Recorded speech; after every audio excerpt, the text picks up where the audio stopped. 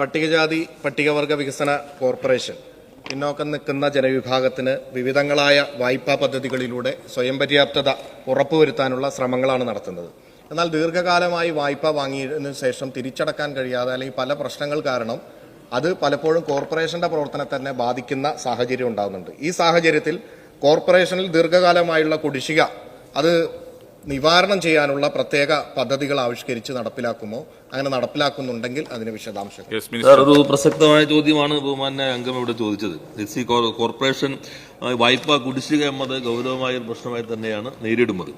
അപ്പോൾ അത് പരിഹരിക്കുന്നതിന് വേണ്ടി ഒറ്റത്തവണ തീർപ്പാക്കൽ പദ്ധതി നടപ്പിലാക്കിയിട്ടുണ്ട്. മൊത്തം വായ്പയുടെ ഈ ബാധ്യതയുടെ 70% ഇളവ് നൽകിക്കൊണ്ടുള്ള പദ്ധതിയാണ് നടപ്പിലാക്കുന്നത്.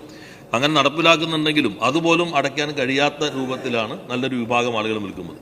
അപ്പോൾ അവരെ സഹായിക്കുന്നതിന് വേണ്ടി പ്രത്യാശ പദ്ധതി എന്ന രൂപത്തിൽ ഈ വായ്പാ കുടിശ്ശികയുടെ ഒറ്റത്തവണ തീർപ്പാക്കുന്നതിന് വേണ്ടി പുതിയ വായ്പ അവർക്ക് നൽകുന്ന പദ്ധതിയും ഇപ്പോൾ കോർപ്പറേഷൻ നടപ്പിലാക്കി വരുന്നുണ്ട്. ഒറ്റത്തവണ തീർപ്പാക്കൽ പദ്ധതി പ്രകാരം 2075 പേർക്ക് 2,75,00,000 രൂപ ഇളവായി നൽകിയിട്ടുണ്ട്. പ്രത്യാശ പദ്ധതി പ്രകാരം 273 പേർക്ക് 4,06,00,000 രൂപയുടെ പുതിയ വായ്പയും നൽകിയിട്ടുണ്ട്.